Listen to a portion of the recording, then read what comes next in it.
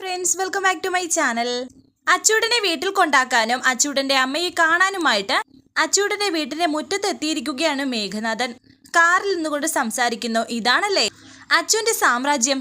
കൊള്ളാം, nice and beautiful. Thank you uncle. Uncle ഇരിക്കെ, ഞാൻ ഗേറ്റ് തുറക്കാം, എന്നിട്ട് അമ്മയെ വിളിക്കാം എന്ന് അച്ചൂടൻ പറഞ്ഞപ്പോൾ മേഘനാഥൻ പറയുന്നു, ഇത്രയും വലിയ ഗേറ്റൊക്കെ അച്ചൂടൻ ഒറ്റയ്ക്ക് തുറക്കുവോ? പിന്നെ അല്ലാതെ, രാവിലെ ഗേറ്റ് തുറക്കുന്നതും രാത്രി ഗേറ്റ് അടിക്കുന്നതും ഞാനല്ലേ?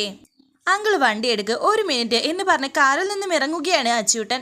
എന്നിട്ട് ഗേറ്റ് തുറക്കാനായി പോകുന്നു. ആ സമയത്ത് മേഘനാഥന് ഒരു ഫോൺ കോൾ വന്നു. വിളിക്കുന്നത് വക്കീലാണ്. വക്കീലിന് അത്യാവശ്യമായി മേഘനാഥനെ ഒന്ന് കാണണമെന്ന് പറയുന്നു. അത്യാവശ്യമായി സാർ ഇതുവരെ ഒന്ന് വരണം, എൻ്റെ ഓഫീസ് വരെ എന്ന് വക്കീല് പറയുന്നു. സാറിനറിയാലോ, നമ്മുടെ കേസിലെ വാദങ്ങളൊക്കെ വളരെ വീക്കാണ്. ആ രാധ കോടതിക്ക് മുന്നിൽ വരാതിരിക്കുന്നത് മാത്രമാണ് നമ്മുടെ വിന്നിംഗ് പോയിന്റ്. ഇനി അഥവാ വന്നാൽ തന്നെ രാധ അല്ല വന്നതെന്ന് പ്രൂവ് ചെയ്യണം. അതാണ് മറ്റൊരു വഴി. അതിന് പ്രയോജനപ്പെടുന്ന ചില എവിഡൻസുകൾ നമ്മൾ ഉണ്ടാക്കിയിട്ടുണ്ട്. സാർ അത് വന്ന് നേരിട്ടൊന്ന് കാണണം. മേഘനാഥൻ പറയുന്നു. പിന്നെ ചില പേപ്പേഴ്സുകളിൽ ഒപ്പിടണം. ഇന്ന് ഓഫീസ് ടൈം കഴിയുന്നതിന് മുമ്പ് തന്നെ അത് കോടതിയിൽ സബ്മിറ്റ് ചെയ്യണം. അതുകൊണ്ട് സാറ് എത്രയും പെട്ടെന്ന് വന്നേ പറ്റൂ. സമയം ഒട്ടും പാഴാക്കാനില്ല എന്നും വക്കീല് പറയുന്നുണ്ട്. ശരി ശരി, ഞാൻ ഉടനെ വരാം എന്ന് അച്ചൂട്ടനെ ഒന്ന് നോക്കിയിട്ട് മേഘനാഥൻ പറയുന്നു. മേഘനാഥൻ ഇറങ്ങുന്നത് നോക്കി നിൽക്കുകയാണ് അച്ചൂട്ടൻ.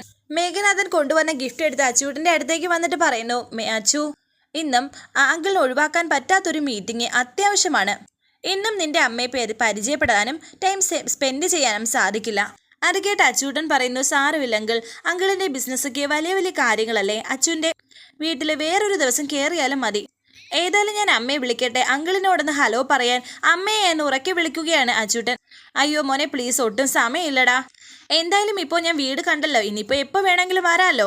ഞാൻ ഉടനെ വരും എന്നൊക്കെ മേഘനാഥൻ പറയുന്നു. ദാ ഇത് വെച്ച് കുറച്ച് ചോക്ലേറ്റ് ആണ് എന്ന് പറഞ്ഞ് ആ ഗിഫ്റ്റ് മേഘനാഥൻ അച്ചൂട്ടൻ്റെ കയ്യിൽ കൊടുക്കുന്നു. താങ്ക് യു വെരി മച്ച് എന്ന് പറഞ്ഞ് സ്വീകരിക്കുകയാണ് അച്ചൂട്ടൻ. എന്നിട്ട് മേഘനാഥൻ കാറിലേക്ക് കയറി പോകുന്നു. ആ സമയം പുറത്തൊരു കാറ് വന്നതും അച്ചൂട്ടൻ അവിടെ നിൽക്കുന്നതും രാധ കാണുന്നു. രാധ അകത്ത് നിന്ന് പുറത്തേക്ക് വന്ന സമയം കൊണ്ട് മേഘനാഥൻ അവിടെ നിന്ന് പോയി. അച്ചു എന്ന് ദേഷ്യത്തോടെ രാധ വിളിക്കുന്നു. അച്ചു ഓടി രാധയുടെ അടുത്തെത്തി. രാധ വീണ്ടും ദേഷ്യത്തോടെ ചോദിക്കുന്നു, അച്ചു, ആരാ പോയത്? എവിടെയായിരുന്നു നീ ഇത്രയും സമയം? സ്കൂളിൽ നീ പോയിട്ടില്ലല്ലോ, ആര് നിന്നെ എവിടേക്ക് വിളിച്ചോണ്ട് പോയി? പറയടാ. അച്ചൂട്ടൻ പറയുന്നു, ഞാൻ പോയത് ആ അങ്കിളിൻ്റെ വീട്ടിലാ അമ്മേ. ആ അങ്കിളായിപ്പോൾ ഇവിടെ കൊണ്ടാക്കിയത്. ദേ എനിക്ക് ഗിഫ്റ്റും തന്നിട്ടുണ്ട്, ചോക്ലേറ്റ് ആണ്. നിന്റെ ഒരു ഗിഫ്റ്റും ചോക്ലേറ്റും എന്ന് പറഞ്ഞ് അത് വലിച്ചെറിയുകയാണ് രാധ. പറയടാ, എനിക്കറിയണം സ്കൂളിൽ പോകാൻ സമ്മതിക്കാതെ ആരാ നിന്നെ വിളിച്ച് വീട്ടിലേക്ക് കൊണ്ടുപോയതെന്ന്. അത് ഈ അങ്കിളിൻ്റെ മാനേജർ ചേട്ടൻ അമ്മേ. ആ അങ്കിള് ബോധം കെട്ട് മരിക്കാൻ കിടക്കുന്നു എന്ന് പറഞ്ഞപ്പോൾ ഞാൻ കൂടെ പോയതാണ് എന്ന് അച്ചൂട്ടൻ പറഞ്ഞപ്പോൾ രാധ പറയുന്നു, ബോധം കെട്ട് മരിക്കാൻ കിടക്കുന്നുവെന്നോ? ആര്? ഇപ്പോൾ എന്നെ കൊണ്ടാക്കിയില്ലേ ആ അങ്കിള് തന്നെ. അന്ന് മേയർ അങ്കിളിൻ്റെ വീട്ടിൽ കല്യാണത്തിനുണ്ടായതും അമ്പലത്തിൽ വെച്ച് കേക്ക് മുറിച്ചതും ഒക്കെ ഇതേ അങ്കിളാണ്.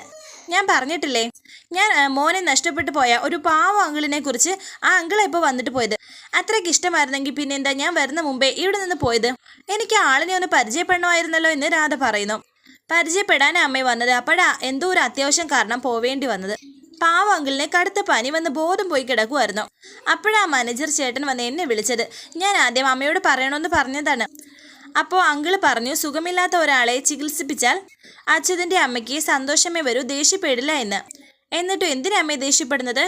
രാധ പറയുന്നു, അത് പിന്നെ കാര്യം എന്താ ഏതാന്ന് അറിഞ്ഞില്ലെങ്കിൽ ആർക്കായാലും ദേഷ്യം വരും. ഇനി നിന്റെ ഈ അങ്കിളിനെ കണ്ടാലൂടെ എൻ്റെ അടുത്ത് വിളിച്ചുകൊണ്ട് വരണം. പറഞ്ഞത് കേട്ടോ? വരാം അമ്മേ. ആ ചോക്ലേറ്റ്സ് എന്ന് അച്ചൂട്ടൻ പറയുന്നു. ആ ചോക്ലേറ്റ് എടുത്ത് എറിഞ്ഞു കളഞ്ഞതല്ലേ, ഇനി തിരിച്ചെടുക്കാൻ നിൽക്കണ്ട, വേറെ വാങ്ങാം നമുക്ക്. നീ പോയി ആദ്യം കൈ മുഖവും കഴുകി ഡൈനിങ് ടേബിളിൽ ചെന്നിരിക്കെ, ഞാൻ ചായ പലഹാരം എടുക്കാം. ഇനി മേലെ ആര് ചാകാൻ കിടക്കുകയാണെന്ന് പറഞ്ഞാലും എൻ്റെ അനുവാദം കിട്ടാതെ ഒരൊറ്റ മനുഷ്യൻ്റെ വീട്ടിൽ പോകരുത്. പറഞ്ഞത് കേട്ടല്ലോ?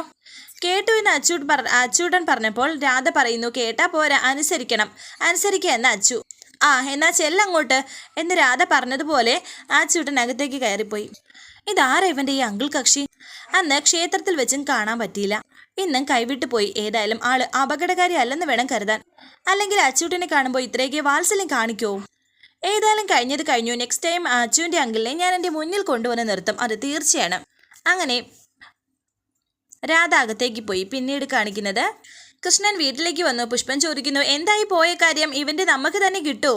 അത് കേട്ട് കൃഷ്ണൻ പറയുന്നു, അവർ നല്ല ആൾക്കാരാണ്, ഇവൻ്റെ നമുക്ക് തരുന്നതിൽ പ്രയാസമൊന്നുമില്ല. അവരുടെ ഒരു ബോർഡ് മീറ്റിംഗ് കൂടിയേ ഫൈനൽ തീരുമാനിക്കൂ. ഏതായാലും അഞ്ജലിയുടെ കാറ്ററിങ്ങിൻ്റെ കാര്യത്തിൽ തീരുമാനമായി.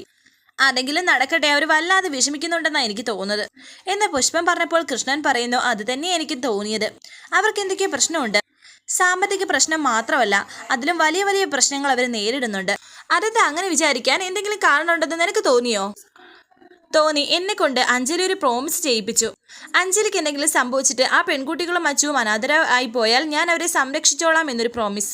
അത് വിചിത്രമാണല്ലോ. അഞ്ജലിക്ക് എന്ത് സംഭവിക്കാൻ എന്ന് സംശയത്തോടെ പുഷ്പൻ പറയുന്നു. അതാണ് എന്താണെന്ന് എനിക്ക് മനസ്സിലാകാത്തത്. ഈ സിനിമയിലേക്ക് കാണുന്നത് പോലെ അഞ്ജലി മരിക്കാൻ പോവാണെന്ന് എനിക്ക് തോന്നുന്നില്ല. വേറെന്തോ കാര്യമാണ്. ആ കുട്ടി അത് വിട്ട് പറയുന്നതുമില്ല. ശരി, അതെന്തോ ആയിക്കോട്ടെ. എന്തായാലും നീ അങ്ങനെ ഒരു പ്രോമിസ് അവൾക്ക് കൊടുത്തത് നന്നായി. അത് അവൾക്കൊരു ആശ്വാസമാകും. തനിക്കൊപ്പം ആരെങ്കിലും കൂടെ ഉണ്ടാകും എന്നൊരു വിചാരം അത് തന്നെ ഒരു ആശ്വാസമാണ്. കൃഷ്ണൻ പറയുന്നു, പക്ഷേ അവൾ എന്തൊക്കെയോ മറച്ചു വെക്കുന്നുണ്ട് കൃഷ്ണേട്ടാ. നമുക്ക് ചിന്തിക്കാൻ പോലും കഴിയാത്ത ഒരു ഭൂതകാലമുണ്ട് അവൾക്ക്.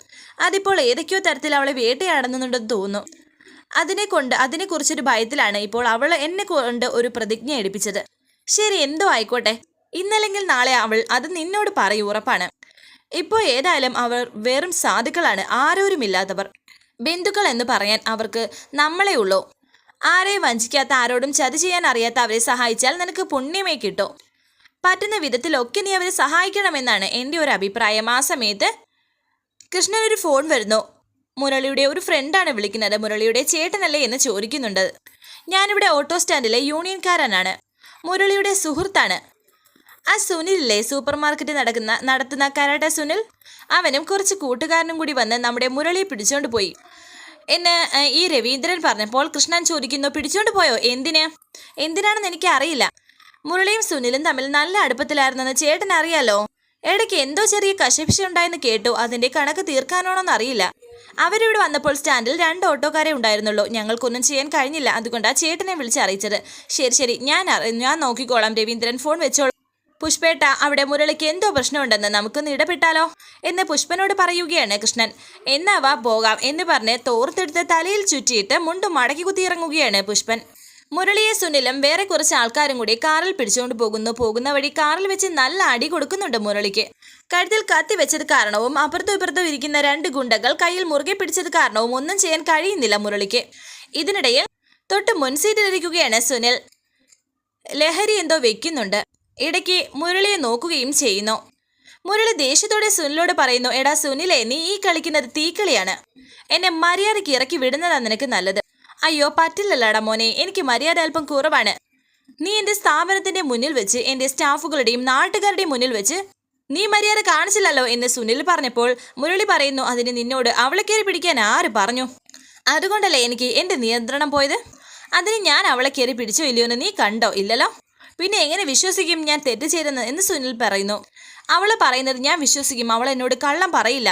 എനിക്ക് അവളെ വിശ്വാസമാണ്. അവളെ നിനക്ക് വിശ്വാസം. അവൾ എന്നും ഒരു മോശം വാക്ക് പറയുകയാണ് സുനിൽ. അത് കേട്ട് എടാ നിന്നെ ഞാൻ എന്ന് പറഞ്ഞ് സുനിലിന്റെ ഷർട്ടിന് കുത്തിപ്പിടിക്കാൻ തുടങ്ങുകയാണ് മുരളി. അടങ്ങി ഇരിയടാ അവിടെ എന്ന് പറഞ്ഞ് മുരളിയെ സുനിൽ അടിക്കുന്നു. നിനക്ക് അവൾ വഴങ്ങി തരുന്നത് കൊണ്ടാണ് നീ അവളെ സേഫ് ആക്കി വെക്കുന്നത്. അതിനുവേണ്ടി എൻ്റെ ഷോപ്പിൽ ജോലി വാങ്ങിക്കൊടുത്തതെന്നും എനിക്ക് നന്നായിട്ട് അറിയാം. എടാ നിന്നെക്കാളും എല്ലാം കൊണ്ടും യോഗ്യത എനിക്കുണ്ട്. നിനക്ക് വഴങ്ങുന്ന പെണ്ണിനെ എനിക്കും വഴങ്ങിത്തരാം. അതങ്ങ് ഓർത്താ മതി എന്നൊക്കെ സുനിൽ മോശമായി സംസാരിക്കുന്നു. സൂട്ടും കോട്ടും ഇട്ട് പെർഫ്യൂമും അടിച്ച് നടന്നാൽ പരമയോഗ്യനാണെന്നാണോ നിന്റെ വിചാരം? എന്നാലേ റോഡരികിൽ കിടക്കുന്ന പിച്ചക്കാരനേക്കാളും വൃത്തികെട്ടവനാ നീ. അവൾ പിച്ചക്കാരന് വഴങ്ങിയാലും നിനക്ക് വഴങ്ങില്ല. അത് മുരളിയുടെ വാക്കാണ് എന്ന് മുരളി പറഞ്ഞപ്പോൾ നിർത്തടാ, അരച്ച് പരിപ്പെടുക്കണ എന്ന് പറഞ്ഞുകൊണ്ട് ആ മുരളിയെ അടിക്കാൻ 2 ഗുണ്ടകളോട് പറയുകയാണ് സുനിൽ. മുരളിയെ അവർ 2 പേരും കൂടി കുറെ ഉപദ്രവിക്കുന്നു. ഇത് കണ്ട് സന്തോഷിക്കുകയാണ് സുനിൽ. ഈ സമയം ക്ഷേത്രത്തിൽ പോയതിനു ശേഷം ഭവാനിയമ്മ ഒരു ഓട്ടോയിൽ വന്ന് അവരുടെ വീട്ടുമുറ്റത്ത് ഇറങ്ങുന്നു. ആ ബാസിയോട് ഓട്ടോയുടെ ക്യാഷ് കൊടുക്കാൻ പറ. പകല് മുഴുവൻ ഓടിയതാണ്. 5 അമ്പലത്തിൽ പോയി. മേഘനാഥിന്റെ കയ്യിൽ കെട്ടാനുള്ള ചരടും ഞാൻ ജപിച്ച് വാങ്ങിച്ചിട്ടുണ്ട് എന്ന് ഭവാനി പറഞ്ഞപ്പോൾ മണി പറയുന്നു, ആ ബാസി ഇവിടെ ഇല്ല, അവൻ തൃപ്പങ്ങോട്ടേക്ക് മടങ്ങിപ്പോയോ? എന്തിനെ എന്ന് ഭവാനി പറഞ്ഞപ്പോൾ മണി പറയുന്നു, പേടിച്ചിട്ട്. ഇവിടെ ചില സംഭവങ്ങളൊക്കെ ഉണ്ടായി. അതറിഞ്ഞപ്പോൾ ഭവാനിയമ്മ നല്ല വീക്ക് വെച്ച് കൊടുക്കുമെന്ന് അറിഞ്ഞോണ്ടാ ബാസി വീട്ടിലേക്ക് പോയത്. അത് മേഘനാഥൻ സാറ് മയങ്ങി ഉണർന്നും കിടന്നപ്പോഴേ സിദ്ധ ഔഷധം എന്ന് പറഞ്ഞ് ബാസി കൊണ്ടുവന്നത് ഒരു സ്കൂളിൽ പഠിക്കുന്ന പയ്യനെയാണ്. അങ്ങനെ നടന്ന കാര്യം മുഴുവനും മണി ഭവാനിയോട് പറയുന്നു. മേഘന എന്തിനാ ഈ വീട്ടിൽ നിന്ന് പോകാൻ വിട്ടത്? ഇവിടെ എങ്ങനെ കിടന്നേന്ന് നിങ്ങളൊക്കെ കണ്ടതല്ലേ എന്നെ ഭവാനി പറഞ്ഞപ്പോൾ മണി പറയുന്നു, അയ്യോ എന്റെ ഭവാനി അമ്മേ, ആ അവസ്ഥയൊക്കെ പോയി. എണ്ണ തേച്ച് കുളിച്ച് കഞ്ഞിയും കുടിച്ചപ്പോൾ മേഘനാഥൻ സാറ് ഫുൾ എനർജിയിലായി.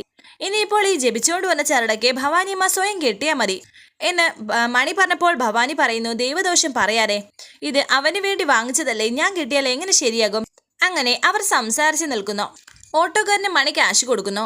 പിന്നീട് കാണിക്കുന്നത് സുനിൽ ഒരു സ്ഥലത്തേക്ക് മുരളിയെ കൊണ്ടുവന്നിട്ട് ആ ഗുണ്ടകളോട് പറഞ്ഞ് മുരളിയെ ഒരുപാട് മർദ്ദിക്കുന്നുണ്ട്. അത് കണ്ട് ആനന്ദിക്കുകയാണ് സുനിൽ. ഒരു വാനിലിട്ടാണ് അടിക്കുന്നത്. എന്നിട്ട് സുനിലിന്റെ മുന്നിലേക്ക് ഇട്ടുകൊടുക്കുന്നു. സുനിലാണെങ്കിൽ മദ്യപിക്കുകയും മറ്റ് ലഹരി ഉപയോഗിക്കുകയും ചെയ്യുന്നുണ്ട്. അടുത്തു നിന്നവർ മുരളിയുടെ അവസ്ഥ കണ്ട് സന്തോഷിക്കുന്നു. എന്നിട്ട് സുനിൽ മുരളിയോട് പറയുന്നു, സോറി അളിയ, നീയും ഞാനും ഒരുമിച്ച് പഠിച്ച് കളിച്ച് താന്തോത്തരം കാണിച്ച സമയത്തൊന്നും നിന്നോട് ഞാൻ ഇങ്ങനെയൊക്കെ കാണിക്കണമെന്ന് വിചാരിച്ചതേയില്ല. പക്ഷേ ഞാൻ ഒട്ടും പ്രതീക്ഷിക്കാതെ നീ എന്നെ കയറി നിറങ്ങിയിട്ട് പോകുമ്പോൾ അടിയും കൊണ്ട് പുളിയും കുടിച്ച് വെറുതെ വാലം ചുരുട്ടിയിരിക്കുമെന്ന് നീ വിചാരിച്ചെങ്കിൽ നിനക്ക് തെറ്റിപ്പോയി. ചീള് ഏതോ ഒരു പെണ്ണ്, അവളെ ഞാനൊന്ന് ട്രൈ ചെയ്തു. അതിന് നിനക്ക് ദേഷ്യം വരാൻ അവള് നിന്റെ അമ്മയോ പെങ്ങളോ ഒന്നും അല്ലല്ലോ, ജസ്റ്റ് ഒരു കാമുകി. അവളോട് കൊച്ചു ചില ശൃംഗാരമൊക്കെ നടത്തിയിട്ട് ഞാൻ തന്നെ അവളെ നിനക്ക് തിരിച്ചു തരുമായിരുന്നില്ലേ. ഒരേ സിഗരറ്റ് ഒരുമിച്ച് വലിച്ചു വളർന്ന നിനക്ക് ഓരോ പെണ്ണിനെ അത്രയും പറഞ്ഞപ്പോൾ മുരളി വളരെ ദേഷ്യത്തോടെ സുനിലിന്റെ ഷർട്ടിനെ കുത്തിപ്പിടിക്കുന്നു. പന്ന നായെ, മുമ്പ് കിട്ടിയതൊക്കെ നിനക്ക് ഓർമ്മയിൽ വെച്ചോണം. ഇനിയും അവളുടെ കാര്യത്തിൽ നീ തലയിടാൻ വന്നാൽ. അത് കേട്ട് ദേഷ്യത്തോടെ സുനിൽ മുരളിയെ അടിച്ചിട്ടോ. കിട്ടിയതൊന്നും പോരെയിടാ നിനക്ക്, എന്നാ പിന്നെ ഇപ്പോൾ തന്നെ നിനക്ക് ഞാൻ ബാക്കി തരാമെന്ന് പറഞ്ഞ് സുനിൽ മുരളിയെ ആഞ്ഞ് ചവിട്ടാൻ പോയപ്പോഴാണ് അവിടെ ഒരു ബുള്ളറ്റിന്റെ ശബ്ദം വന്നത്. നമ്മുടെ കൃഷ്ണനും പുഷ്പേട്ടനുമാണ്. ചവിട്ടാനൊരുങ്ങിയ കാല് താഴ്ത്തി വെക്കുകയാണ് സുനിൽ. എന്നിട്ട് ഭയത്തോടെ അങ്ങോട്ടേക്ക് നോക്കുന്നു. മുരളിക്കാണെങ്കിൽ അവരെ കണ്ടപ്പോൾ വളരെ സന്തോഷം. എന്നാൽ വളരെ ദേഷ്യത്തോടെ പുഷ്പനും കൃഷ്ണനും അവരെ നോക്കുന്നു. മൂത്താശനും ജോലിക്കാരനും ഇവിടെ എത്തിയിട്ടുണ്ടല്ലോ, സൂപ്പർ. അവരുടെ മുന്നിൽ വെച്ച് തന്നെ നിനക്ക് ഒന്നുകൂടി തരാമെന്ന് പറഞ്ഞ് സുനിൽ മുരളിയെ ചവിട്ടാനായി കാലോങ്ങുന്നു. നിർത്തടാ എന്ന് പുഷ്പൻ അവിടെ നിന്ന് വിളിച്ചു പറഞ്ഞിട്ട് വണ്ടിയിൽ നിന്നും ഇറങ്ങി. പുഷ്പൻ മുണ്ടൊക്കെ മടക്കി കുത്തി ഇങ്ങോട്ട് വന്നിട്ട്, ഞങ്ങളുടെ ചെറുക്കൻ്റെ മേൽ കൈവച്ച നിന്നെയുണ്ടല്ലോ നിന്നെ ഞങ്ങൾ എന്ന് പുഷ്പൻ പറയുന്നു. വായടക്കടാ പൊടിക്കുപ്പി. ഡാ തേളിൻ്റെ അത്രയും പോലും ഇല്ലാത്ത നീയാണോ ഞങ്ങളെ മൂക്കിലോട്ട് വലിച്ചു കയറ്റാൻ പോകുന്നത്? പോയി നീ വല്ല 4ാം ക്ലാസ്സിലെയും കൊച്ചു പിള്ളേരോട് മൂപ്പ് കാണിക്കടാ. എന്താടാ മൂത്തോനെ നീ മാറി നിൽക്കുന്നത് എന്ന് കൃഷ്ണനോട് ചോദിക്കുന്നു. അനിയന്റെ കൂട്ടുകാരന് ഇങ്ങനെയൊരു മുഖമുണ്ടെന്ന് അറിഞ്ഞില്ല അല്ലേ? എന്നാലേ സുനിലിന് ഇങ്ങനെയൊരു മുഖമുണ്ടെന്ന് നീ ഓർത്തോ. തൽക്കാലം അനിയച്ചാർക്ക് കൊടുക്കേണ്ടത് ഞാൻ കൊടുത്തു. ഇവിടെ നിന്നൊരു സീനുണ്ടാക്കി ഹീറോ കളിക്കാൻ നിൽക്കാതെ എടുത്തോണ്ട് പോടാ. പുഷ്പൻ പറയുന്നു, ഞങ്ങളുടെ ചെറുക്കനെ കൊണ്ടുപോകാൻ തൽക്കാലം ഇവിടെ ഹീറോയുടെ ഇടപെടൽ വേണ്ടടാ. അതിന് കുറച്ച് സംഘടനയുമായി വേറെ കുറെ ആൾക്കാരും ഉണ്ട്. അവര് തീരുമാനിച്ചാലും നിനക്കുള്ള കാര്യങ്ങൾ. അങ്ങനെ പുഷ്പൻ ഒരു വിസിലടിച്ചു. കുറെ ഓട്ടോ അവിടേക്ക് വരുന്നുണ്ട്. അത് കണ്ടപ്പോൾ സുനിൽ ഒന്ന് ഞെട്ടി. 2-3 ഓട്ടോ അവിടെ നിരുന്നു. അത് കണ്ട് മുരളി വളരെ സന്തോഷത്തോടെ ഇരിക്കുന്നു. ഓട്ടോയിൽ നിന്നും കുറച്ച് ആളുകൾ ഇറങ്ങി. ചിലരുടെ കയ്യിൽ വലിയ തടി കഷ്ണമുണ്ട്. കൃഷ്ണൻ സുനിലിന്റെ അടുത്തേക്ക് വന്നിട്ട് പറയുന്നു, ദേ നിന്നിതാ ഇവന്റെ കൂടെ കുഞ്ഞിലെ വഴിയരികിൽ മാങ്ങ എറിഞ്ഞു നടന്ന കാലം മുതലേ കണ്ടിട്ടുള്ളതാണ്. ഇത് ഓങ്ങി ഒരെണ്ണം തരാനുള്ള മനസ്സ് വന്നില്ല, അതുകൊണ്ടാണ് ഇവരോട് വരാൻ പറഞ്ഞത്. എന്നിട്ട് മുരളിയെ പൊക്കി എണീപ്പിക്കുന്നു. ഇനി നിങ്ങളായി നിങ്ങളുടെ പാടായി. കൂട്ടത്തിൽ ഒരുത്തൻ്റെ മേൽ വെളിയിലുള്ള ഒരുത്തൻ കൈവച്ചാലുണ്ടാകുന്ന അനുഭവം അവർ നന്നായിട്ട് പറഞ്ഞു തരും. അപ്പോൾ ഞാൻ ഇവനെയും കൊണ്ടങ്ങ് പൊയ്ക്കോട്ടെ, ഞാൻ നിന്നെ ആശുപത്രിയിൽ വന്ന് കണ്ടോളാം എന്ന് പറഞ്ഞ് മുരളിയും കൂട്ടി പോവുകയാണ് പുഷ്പനും കൃഷ്ണനും. സുനിലിന്റെ നേർക്ക് ആ ഓട്ടോക്കാരന്മാരെല്ലാവരും കൂടി ഓടി വരുന്നു. വരാനിരിക്കുന്ന പുതുപുത്തൻ എപ്പിസോഡുമായി വീണ്ടും കാണാം. Thank you for watching. Please subscribe, like, share my channel.